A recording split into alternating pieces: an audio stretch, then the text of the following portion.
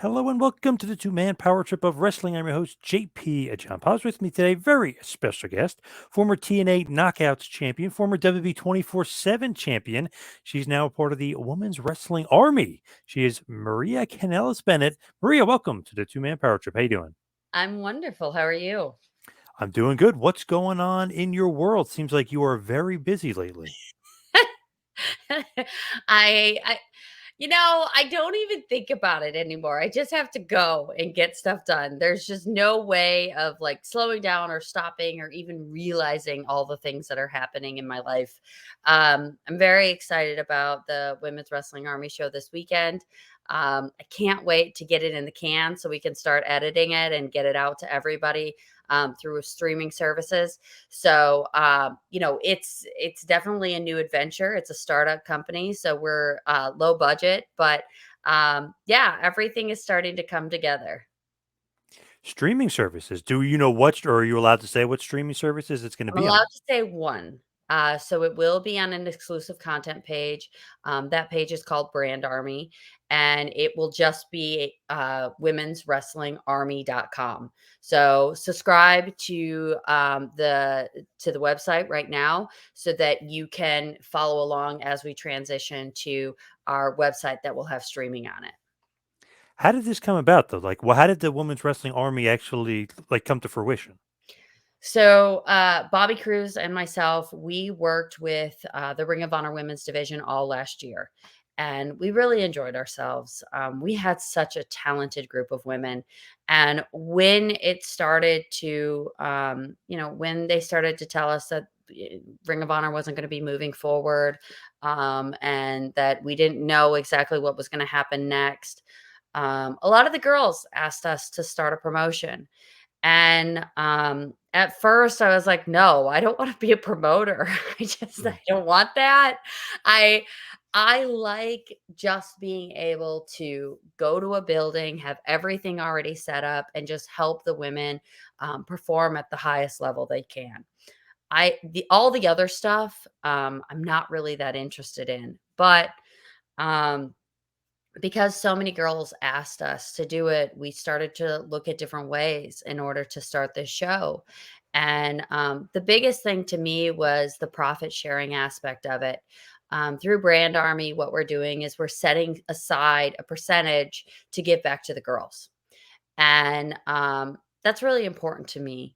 I'm not out there bumping. I'm not out there, with the possibility of getting injured. And so for me, if I can profit share with the girls and make it more worth their while, that'll be great. Now, are we going to get there in a month? No, probably not. Maybe 6 months. But that's the goal. The goal is to be able to, make everybody a little bit of extra money.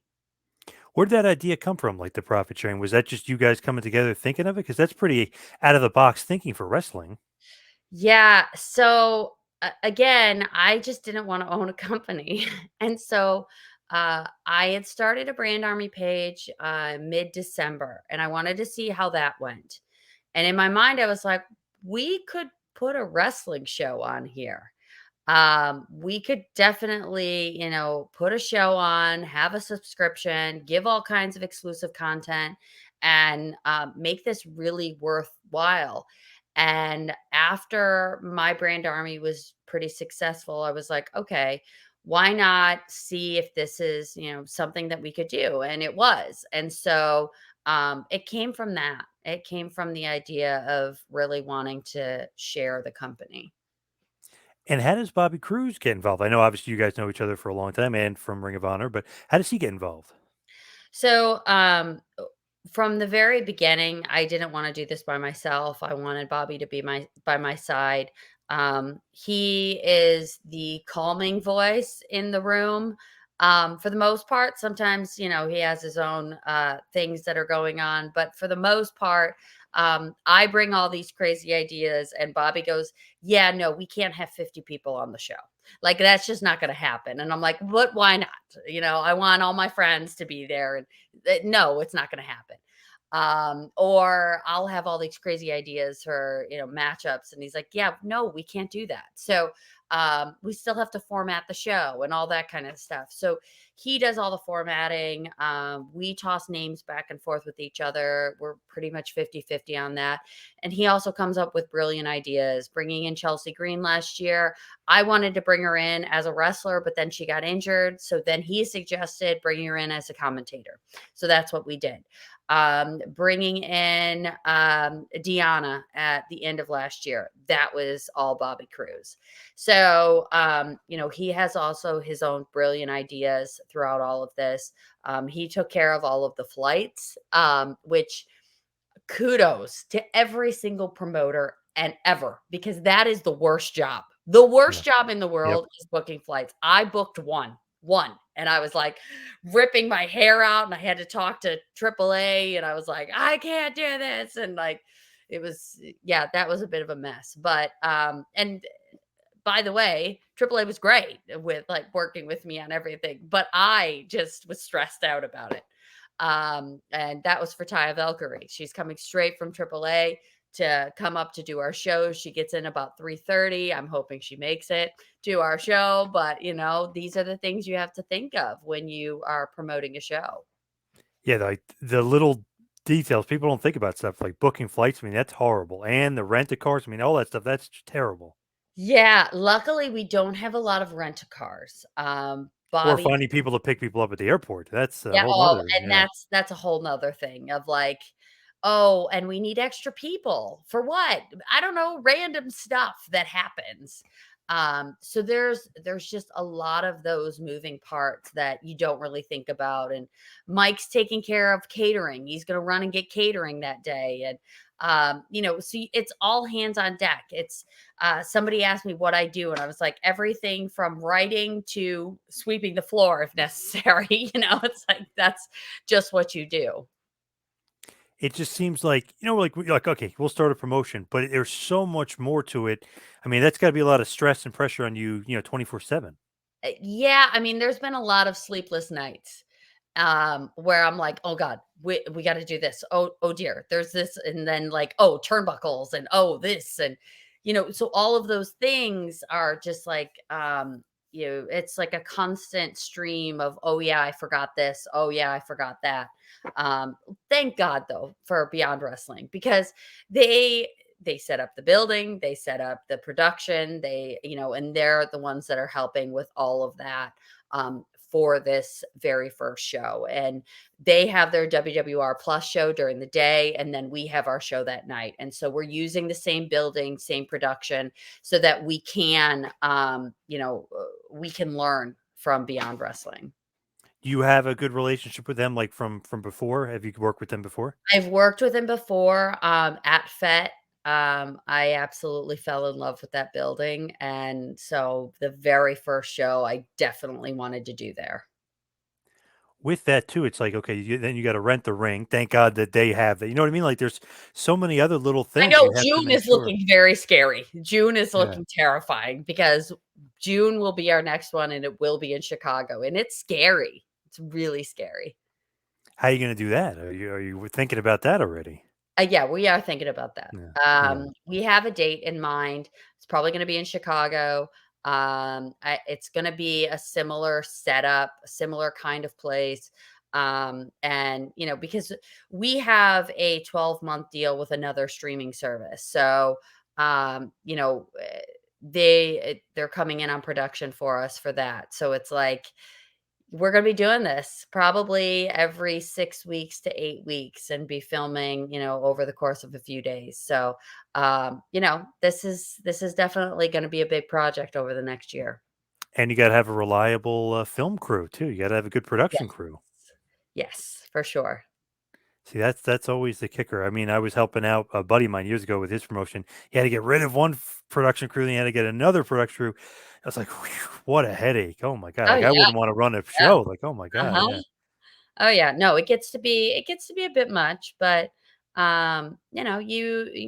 you figure it out as you go, and, at the end of the day, you just want great wrestling matches. Are you regretting anything so far? No, I'm trying to think. So the date that we chose, there's a few people that we weren't able to get because of the date. They were on GCW or they were on other shows. or they were overseas. So that's the only thing that's a little bit like, ooh, I wish we could have gone a different date, but there was just no way. Like we had to go with what the venue was available and then build from there. And unfortunately, we didn't get everybody we wanted on this first show, but we will have more shows. So, are you allowed to say who is on the show? I know you mentioned Taya Valkyrie, hopefully, but is there anybody else that you're allowed to mention who's going to be on the show? Yes. I could allow myself to mention everyone, but I'm not going to. Okay. So Willow Nightingale is on the show. She will be on both shows that day. Taya Valkyrie, Tasha Steele, the Hex, and they will be defending their NWA Tag Team Championships. I have mentioned that Alicia Edwards is our Brand Army exclusive interviewer backstage. Hopefully, there will be lots of Lishisms because she is amazing and hilarious. And then I'm trying to think who else I've said so far. Let's see. Who else can I talk about? Oh, Trisha Dora. She's going to be on, and she's also incredible. She's definitely one of those ones from Ring of Honor last year. I'm going to be announcing more people tomorrow and the next day, but not everybody. And I'm not announcing the matchups, just because I think that it's exciting for people to come in through the door and not know exactly who anybody is facing. Janai Kai, I've announced her as well. So Janai is going to be there kicking someone in the face, I'm sure. When you are booking all the girls and stuff, like, is that a lot of pressure too? Because, like you said, like they might be booked on this date, but I really wanted them for this show, and I'm having a thought of a certain match. Like, is that a lot of problem for you as far as booking and putting it together? No, there's so many talented women. The only part that's stressful is not being able to book them all. Hmm. There's people I wanted to get on this show that I just couldn't. So that part of it's stressful. We picked a lot of women that were in Ring of Honor before, and that was done intentionally. A lot of women we've worked with before. They know our style, they know how we work, and that was really important to us. And to give those girls some place to work again. So there was that part of it. Then on top of that, there was people like Mia Yim that I would like to have on the show, but she wasn't able to do this one. So that gets a little stressful just because you want those people, but you can't necessarily have them this first time out. Um, but no, and once you get to know people's like their spirit and their style, it's a lot easier to book them. What's difficult is when you haven't booked someone before and you don't know how they work. And so you're like in this feeling out phase of like, okay, do you like to work this style or do you like to work with this person? And does your personalities fit? But I think that's exciting and fun. So that part doesn't get to me at all. Will you be wrestling at all? I know you said you didn't really want to take bumps, but will you be wrestling at all? Nope. Nope. Why It's not not? a platform for me. It's a platform for the women that are coming in. I've always thought it was silly when someone puts their title on themselves. Like, why? That's easy. Okay, here's a title, put it on my body. Like I've won 2 titles throughout the course of my career. One time I been pinned Allie after telling her to lay down. The other time I put my foot on my husband. Like, no, I don't want a title. Um, I I want there to be a platform for women to go out there and have the matches they want to have. That's just not for me. Plus, I'm not really a wrestler. I have wrestled, but I'm not really a wrestler. Do you think that might be a good opportunity, to use your name value maybe to get somebody else over though? Would you ever consider about maybe like a feud, little mini feud or something? Probably not. Would I have some kind of role as like an executive? Sure. On screen. But again, I always find that to be I find it weird. Like I fought not to be on TV for Ring of Honor. when I was in that role, other than to go out there with the boys at Final Battle. That was great. But like most of the time, I didn't want to be on the show. Um, be- I just thought, why not give that spot to someone else? So yeah, I mean, I have joked around about that if I was going to wrestle someone, it would be Deanna, or it would have been Roxy before she went to WWE. But I don't know if that, my own promotion is the place for that. We'll see. If I have to, like if we don't have enough people on Sunday, I'm throwing the boots on and I'm getting Yes. out there too because everybody deserves to wrestle. But short of that, no, it's not happening. But sometimes though, name value is good though. You get your name on the poster, name on the card, and because people will recognize you. Yeah, I mean, there's enough names on the card. And, I've had enough time. I've been around for 18 years now. It's time for, to move aside.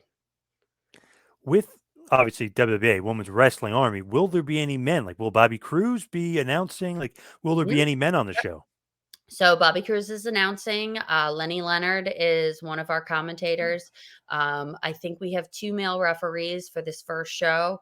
There will be men on the show. There might even be men wrestling. Women's Wrestling Army is a title. It's not a gender. It's the name of the show. Will there be men? Sure. Why not? Intergender matches or regular matches, if you will. Maybe both. We'll see. And that's all stuff that me and Bobby Cruz will work out as we go. When did you just first meet Bobby? Like what year was it? All the way back when? It's been a long time. I think I've known him for 11 years. And I might have even met him before that. Because I went to a couple Ring of Honor shows. I think it was in like 2007. So I've known Bobby for a long time.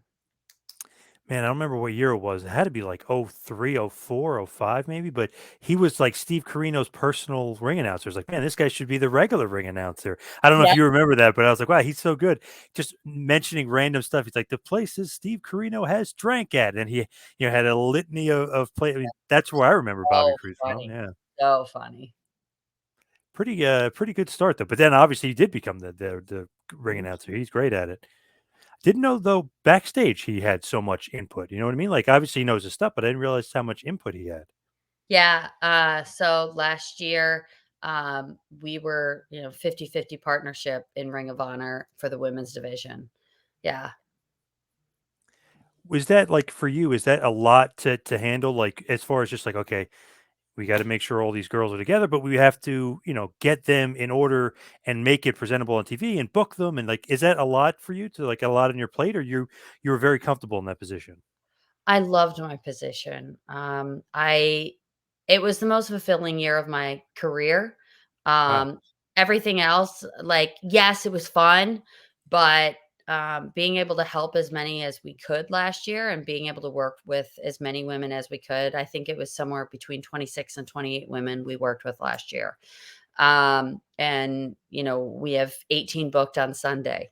So, to be able to help out with as many women as possible, that's really important to me. But it's funny, like so many skills I've gotten throughout the years. So whether it be helping Paul Heyman or going in with Paul Heyman and working on the shows at OVW, coming up with little ideas here and there, to having conversations with Triple H about how he would book things. The first time I was in WWE and being an interviewer. So I was basically a fly on the wall to listening to Ric Flair or to Shawn Michaels or John Cena or whoever else was coming in at that particular time, to working at Impact the last time and really being able to write my own character.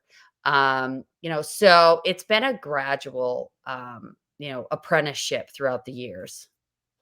It's funny though, like in WWE back then, it's like, oh, she's the ditzy announcer, and like, Mhm. but not really. She's helping Heyman and OVW. You know what I mean? It's like nobody knows behind the scenes that you're like learning stuff. You're flying the wall, but you're absorbing all this knowledge.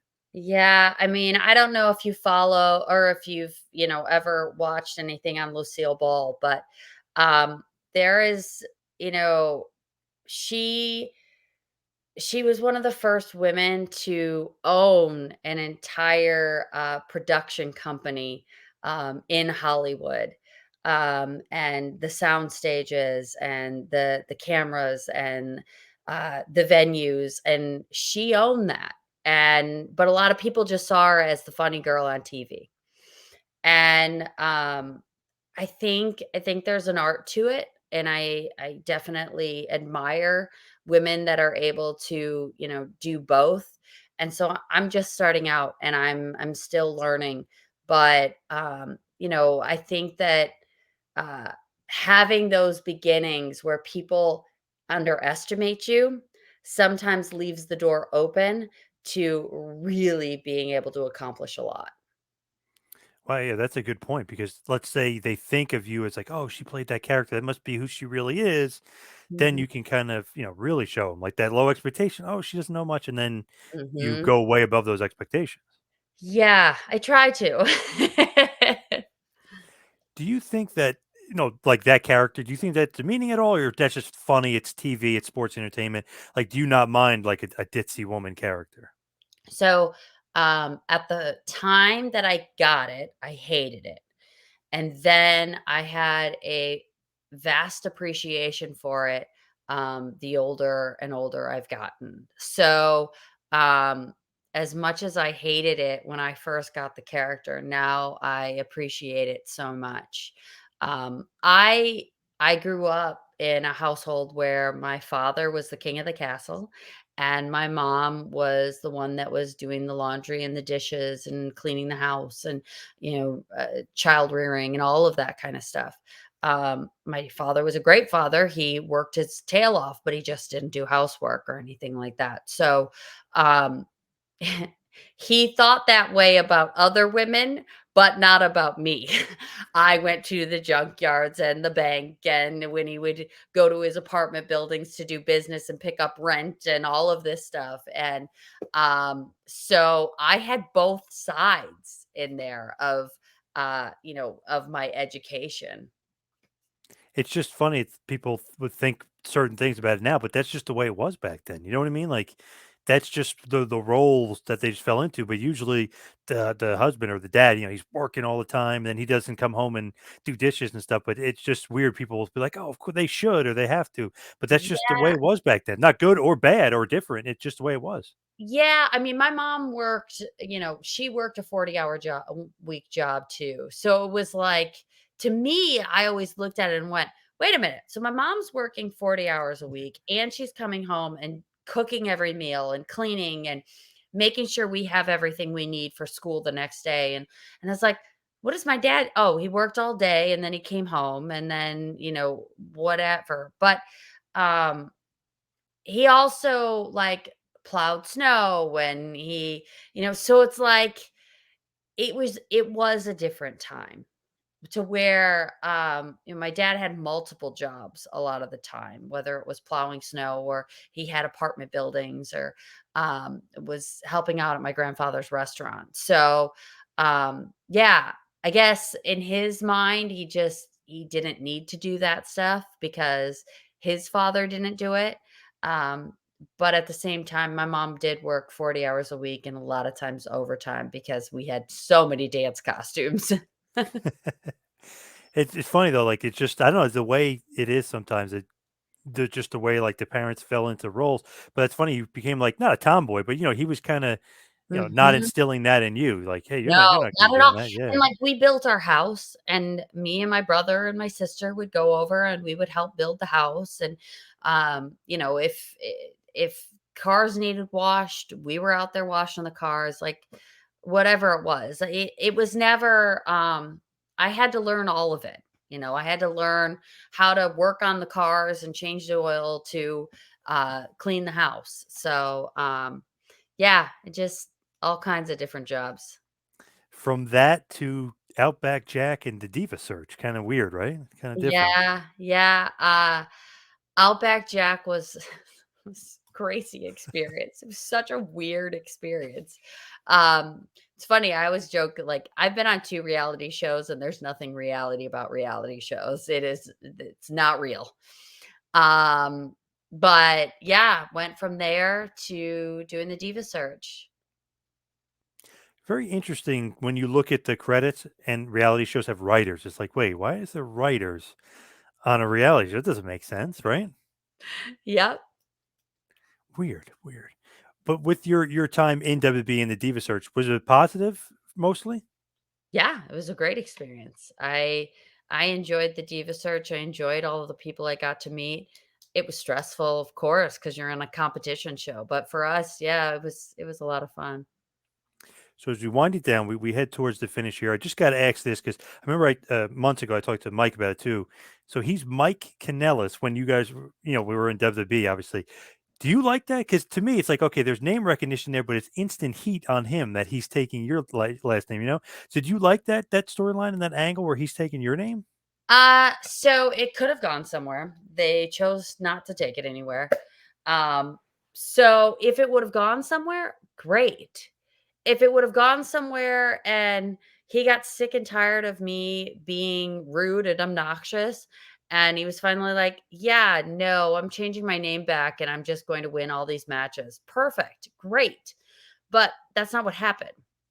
They pulled us from TV and they ended the storyline when it was basically up in the air. Um, it was silly. It could have been awesome and it just wasn't. So I could have liked it, but at the end of the day, no, I wasn't a big fan. It was weird. It was like emasculating for him because it was supposed to be like he's gonna finally get, you're gonna get your comeuppance and he's gonna end up. But no, they never did anything with it. Weird. Any explanation like about that, or they just don't say anything? And they don't really say anything. I mean, WWE and storylines all the time. They start something and as quickly as it started, it's finished. So, no, they didn't really say anything about it. They can blame it on me being pregnant, but I had a doctor's note saying I could work for a while longer. So, it just is what it is. What do you think about being pregnant and being on TV and being, a wrestler, quote unquote, but being, part of a wrestling show and you're pregnant? I mean, kind of cool in a way and different for sure. Yeah, so women do much more difficult jobs than I was doing on TV pregnant. So I was very blessed to be able to be on TV and be pregnant. You see it all the time with actresses. Nobody ever bats an eye. So for me, it was just, of course, I'm going to be on TV because people do it constantly. When my mom was pregnant, she was working at a nursing home and on her feet all day long. I can walk out to a ring and say a few words and go back and call it a day and feel very blessed about that. I'm not working in a restaurant 10 hours out of the day on my feet. I'm not working in construction holding a sign while I'm pregnant, like a lot of people have to when they're pregnant. I'm not working as a prison guard. My dad was a prison guard. So, I got to fly to a place and work on television for a few hours and go home. And that was a blessing. It also showed a ton of women that you're not you're not useless when you're pregnant. You're not it doesn't instantly make you unattractive or not sexy. I had so many women that came up to me since then and said, "Oh my gosh, you inspired me so much by being on TV and being strong at when you were pregnant, being a mother and being able to be traveling and still following your dreams." And I think that's the way that it should be. I think that just because you have kids or have a family or you get pregnant or you want to have more to your life than just your job, I think that's important. I think it's important for people to see that. It's incredibly important with starting this wrestling promotion to see a woman that has two kids and a happy marriage continue to follow her dreams, even though it's hard, because it is hard. But I don't want my kids to ever look at me and go, "Oh, well, mommy gave up because it got too hard, because she had us and then she had to give up her dreams."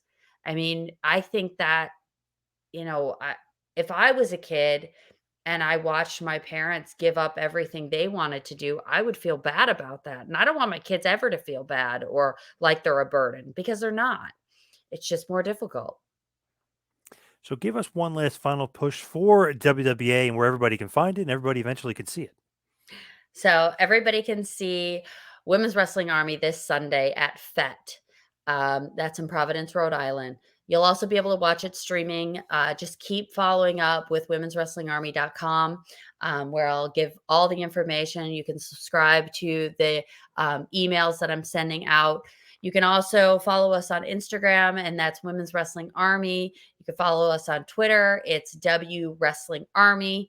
And you can follow me on all of my socials, Maria L. Kanellis on Twitter and Maria Kanellis on Instagram. You can also follow my Facebook page, which is official Maria Kanellis, even though it might be shut down by tomorrow because I got some weird message saying that it was going to be shut down. But I think it was just like a random scam email. But Yeah, it's who spam. knows? Maybe gone tomorrow. And you can also follow me on my exclusive content page, which is mariacanellisworld.com.